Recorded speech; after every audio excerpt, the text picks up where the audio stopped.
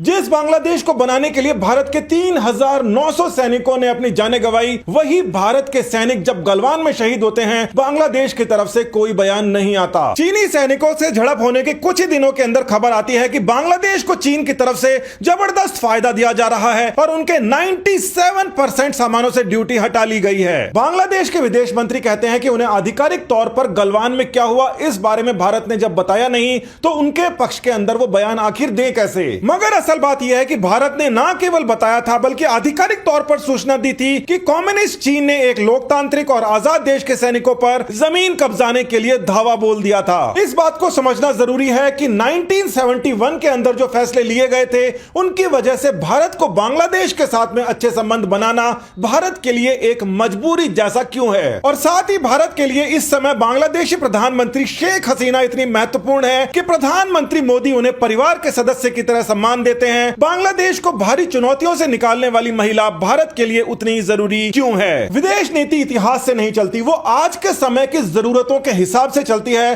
और हर एक देश के नेता के लिए यह जरूरी है कि वो अपने देश के लोगों के लिए क्या फायदा निकाल कर लेकर आए। ये एक बहुत ही बड़ा कारण है कि बांग्लादेश को लंबे समय से जो चीन से फायदा मिल रहा है, उसके चलते वो भारत चीन के बीच किसी विवाद में नहीं पड़ना चाहता, केवल अपने लोगों का फायदा देखना चाहता है। यह बात भी जानना जरूरी है कि भारत ने 2014 से पहले चीन के खिलाफ कोई लॉबिंग नहीं की और यही वो समय है जब चीन बांग्लादेश के अंदर काफी अंदर तक घुसपैठ बना चुका है और हर एक बड़े प्रोजेक्ट के अंदर चीन इस समय शामिल है। समय के साथ बांग्लादेश की निर्भरता भारत से भी कई गुना ज्यादा चीन के ऊपर टिक गई है, मगर शेख हसीना के रहते चीन की इस दीवार को तोड़कर भारत के लिए एक बेहतर पार्टनरशिप की जा सकती है। जब से नई सरकार 2014 में आई है, तब से धार्मिक कट्टरपंथी अपने मुनाफे के लिए पाकिस्तान और बांग्लादेश के अंदर भारत विरोधी माहौल बना रहे हैं।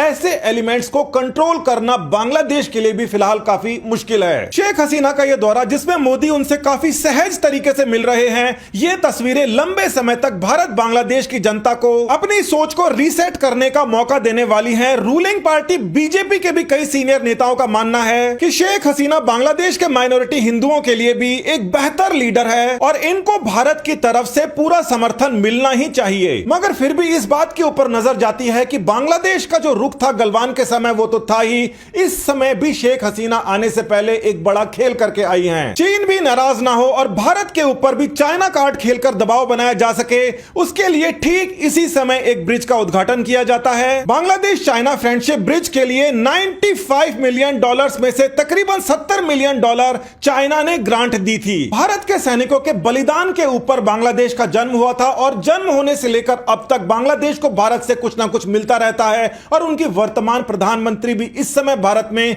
कुछ ना कुछ लेने ही आई हैं। हैरानी की बात देखिए, 1971 में बांग्लादेश से 10 मिलियन यानी कि 1 करोड़ बांग्लादेशी भारत आए थे, जिनमें 3 मिलियन यानी 30 लाख मुस्लिम भी थे। उस समय भारत की जनसंख्या 54 करोड़ थी, जिसमें 1 करोड़ बांग्लादेशी और जुड़ गए और बांग्लादेश की जनसंख्या जो पहले पाकिस्तान से ज्यादा थी, अचानक से वहां पर कम हो जाती है। 1971 के अंदर जो समस्या बांग्लादेश के रिफ्यूजीज को थी, आज वही समस्या म्यांमार के रोहिंग्याओं को भी है, मगर बांग्लादेश इनको रखना नहीं चाहता। शेख हसीना चाहती हैं कि या तो इन शरणार्थियों को भारत रख ले क्योंकि भारत एक बड़ा देश है, और या फिर भारत की मदद से इन रोहिंग्याओं को वापस भेजा जाए म्यांमार। भारत की तरफ से बांग्लादेश के अंदर जो रोहिंग्या रिफ्यूजीज आए हैं, उनके ऊपर अगर प्रेशर बनाया जाता है म्यांमार पे, तो भारत के म्यांमार से रिश्ते खराब होंगे, बांग्लादेश को सीधे तौर पर फायदा होगा। इसके अलावा उनके बयान की वजह से भारत के अंदर एक नए प्रकार की बहस खड़ी हो गई है कि बांग्लादेश से जो इमिग्रेंट्स हैं, अगर वो वापस भेजे जाते हैं तो भारत वाले इमिग्रेंट्स भी बांग्लादेश के अंदर वापस भेजे जाने चाहिए, जिनकी जनसंख्या इस समय 2 करोड़ से ऊपर पहुंच चुकी है,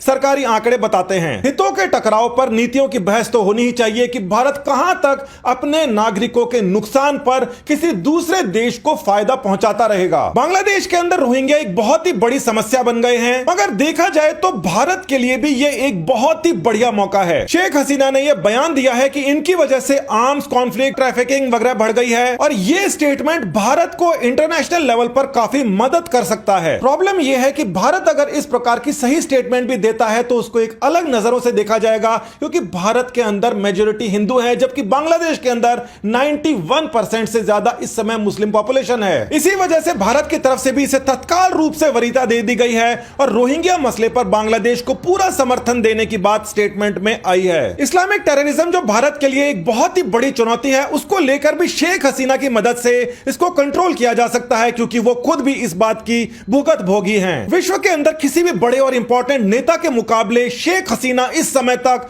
19 बार जानलेवा हमले झेल चुकी हैं और इसी वजह से वो आतंकवाद के खिलाफ लड़ने के अंदर एक बहुत ही ज्यादा इंपॉर्टेंट मेंबर साबित होंगी। भारत और बांग्लादेश के बीच नदियों का मुद्दा, पानी के बंटवारे को लेकर एक और बड़ा मसला है। 25 साल के अंदर पहली बार दोनों देशों के बीच एक नया एग्रीमेंट भी साइन हुआ है और इसका सीधा असर शेख हसीना के सियासी कैरियर को मजबूती देने के लिए जरूर होगा। उनकी ये 4 दिवसीय यात्रा जो भारत के अंदर है, अपने देश के अंदर एक बहुत बड़ा मैसेज दे सकती है कि अपने देश के लोगों के लिए उन्होंने क्या कुछ बड़ी बड़ी चीजें हासिल की हैं। यहां पर जो भारत बांग्लादेश के बीच में 7 नए पैक्ट साइन हुए हैं, वो बांग्लादेश के लिए बहुत ही अच्छी खबर देखी जा रही है। गलवान जैसे मुद्दे पर बांग्लादेश का चुप रहना भारतीयों को बिल्कुल पसंद नहीं आता, मगर सच बात तो यह है कि 25 साल में अगर इस प्रकार के पैक्ट पहली बार हो रहे हैं तो भारत ने बांग्लादेश के साथ में अच्छे रिलेशंस बनाने में और चीन को यहां पर आकर रोकने में कोई खास बड़ी भूमिका नहीं निभाई थी। शेख हसीना की सरकार की भी अपनी बड़ी मजबूरियां हैं, मगर भारत को अपने विरोधी देश के तौर पर नहीं देखती।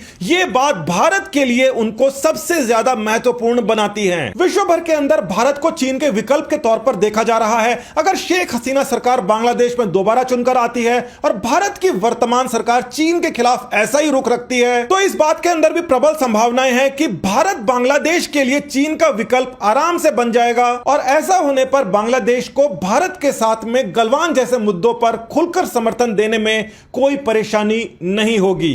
नमस्कार, धन्यवाद, जय हिंद।